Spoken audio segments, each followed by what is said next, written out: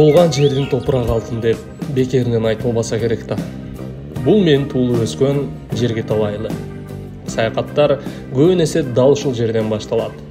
Бүгүн дагы Аксынын кооз жерлеринин бири Каракамыш жайлоосуна сапар алабыз. Кеттик анда.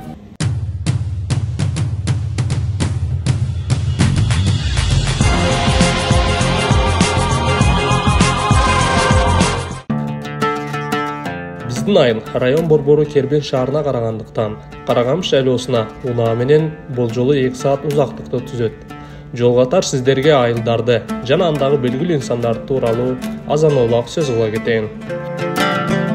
Биздин айылдан кийин эле Мукур айылы. Бул айылда учурдун мега жылдызы Гүлжигит Сатыбеков чоңоюп өскөн. Андан кийинки айыл болсо Англетин. Кыргыздын тарыхында Кокон хандыгынын мезгилинде өзгөчө оорду бар Нүзүү аталык мына ушул айылда төрөлгөн. Кезектеги айыл болсо Каражыгач. Учурда Жогорку Кеңештин спикери Нурланбек Шакиевдин айылы жана райондун 2 борбору деген калк ичинде наамы бар.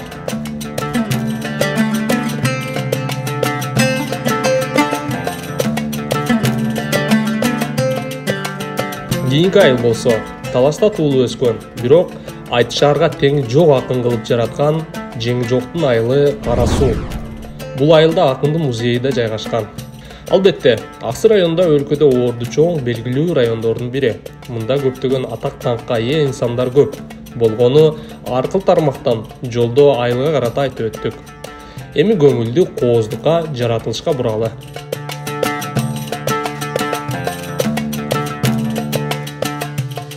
Каракамышка багыт алган жол чындыгында кооз, ары татаал, деген менен техникалык жагдайына карата бардык жеңил унаалар бара алат. Аны албетте, ар бир жаратылыш кооздугуна кирүү үчүн бул өткөрмө жайда киши башына 50 сомдон алынат. Мен бул жайга 4 жыл алдын келгем. Анда бир аз таттым шетип, YouTube желесине жүктөгөн элем. Көрүүнү кааласаңыз, могул шинтеме аркылуу кирип, азыркы күндөгү өзгөрүүлөрүн салыштырсаңыз болот. Чындыгында айырмачылык бир топ.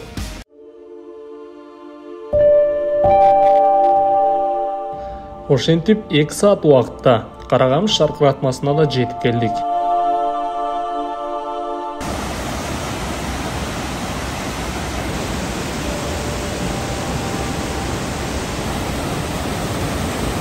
Ушул жерден суу аягандай бүтүрөп чоң акча. Мурда бул шаркыратманын суусу тер укмуш акча эле. Азыр болсо мөңгүлөр азайып, күндүн таасиринен суунун аз экендигине туш болдук.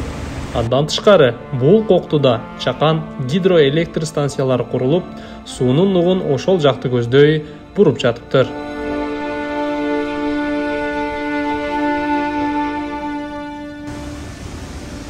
Мен шаркыратмага келгенде ушундай отуручу жай бар экен, Ачык Асман рестораны. Мына ушул жерден көрүнүштө шаркыратма Токой элдин түгөнгүс байлыгы дейт. Кылымдан кылым көп жашап, кыял кеч кыздай өң жасап, кучагын жайып бир сырдуу, кырдашсаң сулуу көл жатап деп Кайназаров аттуу агабыз мына ушул ташка жазган экен.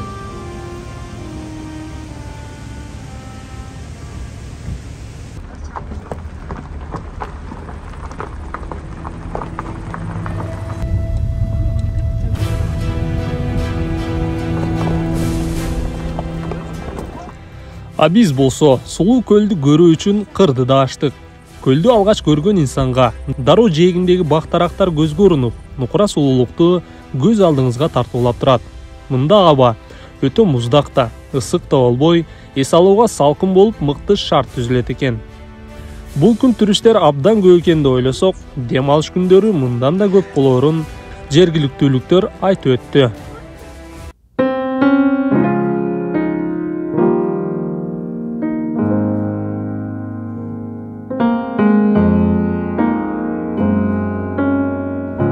Каракамыш көлү. Бул көл деңиз деңгээлинен 1870 метр бийиктикте жайгашып, узундугу 1,5 километрге чейин жетип, туурасы 500 метрди түзүп, жалпы 44 гектардан ашык аянтты ээлейт.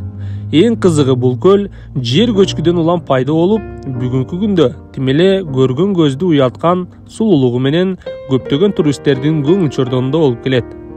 Мында эс алууну кааласаңыз, керектүү маалыматтарга токтолуп өтөйүн. Интернет жок, бирок Wi-Fi бар, саатына 200 сом. Көлдү айлануучу лодка, үйлөмө кайыктар 500 сомдон баштап сүйлөшүүгө жараша. Анан баарынын көңүлүн бурган бул zipline, экстремалдуу аттракцион, кыргызча зыпылдак. Мындан түшүү киши башына 500 сом.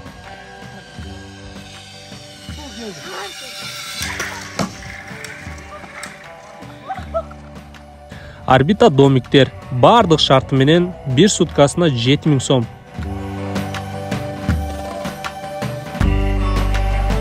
Ал эми боз үйлөргө токтоло турчу болсок, күндүз эс алып кетүүгө 2,5 сомдон 4,000-5,000 сомго чейин экен.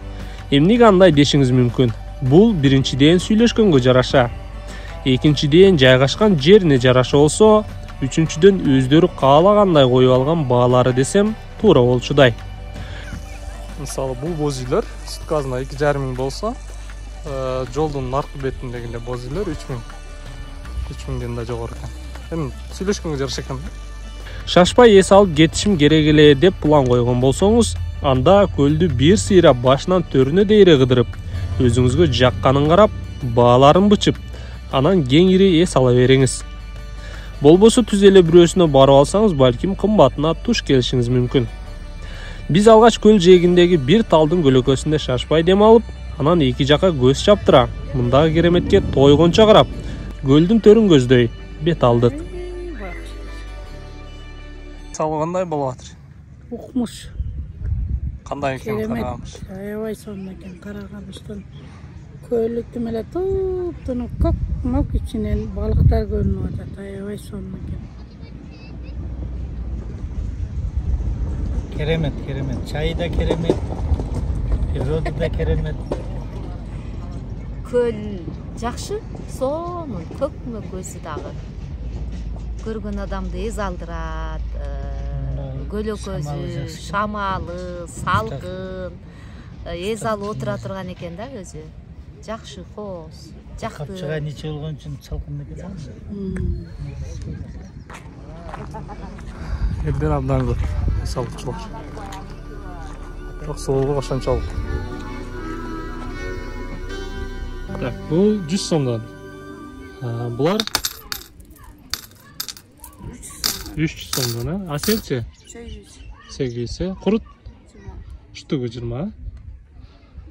Кымыз да барбы? Кымыз жок. Кымыз жок экен. Кымыз бияктар. Достор, ушул жерден кыстырма бул чыгарылышты колдоп алган Эксперт Медиа студиясына терең ыраазычылыгыбызды билдиребиз. Сиздин жакшылык мааракелериңиз эсте калаарлык деңгээлде сакталуусун кааласаңыз, бул студияга кайрылсаңыздар болот. Эксперт Медиа студиясы профессионалдарга гана ишениңиз. Сууга түшкөн мага өзбектен эле жага бербейт, бирок мындагы суу бир аз мустагыраактай сезилди. Эми ар кимге ар кандай.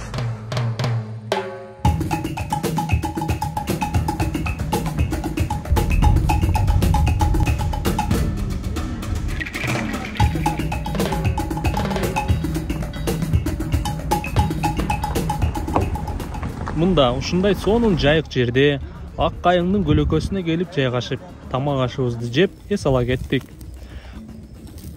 Анан достор, көбүн эсе кире беришине келип, жогору жагына чыкпай кеткен туристтер да бар. Силерге сунушум, сөзсүз жогору жагына да чыгыңыздар. Анткени бул чыгууга сөзсүз арзый турган жер. Кезинде мына ушул жерде көчкү түшүп, көл жаралганга чейин камыштар өсүп, чирип, карарып турган үчүн Карагамыш атка конгон деген маалыматтар да бар. Кыргызстандын кайсы бурчунан болсоңуз дагы, Аксыга, Тагыраагы Сарчелекке келгенде сөзсүз Карагамыш көлүндө саякат кыла кетиңиз.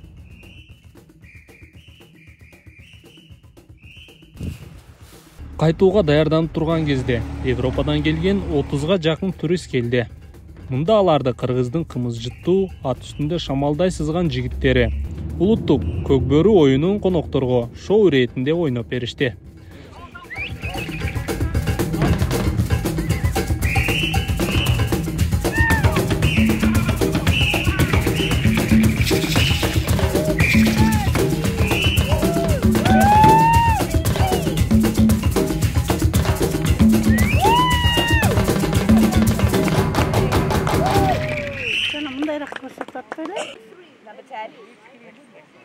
Бул да туризмдин өнүгүү жолунан кабар берет. Анан бизге келген коноктордун бири Кыргызстан тууралуу төмөнкүлөргө токтолду. I'm Alyosha, I'm from England. I've brought these people, everyone is from England, and we've been here for like 8 days. And now part of our program is to watch this. We're very excited.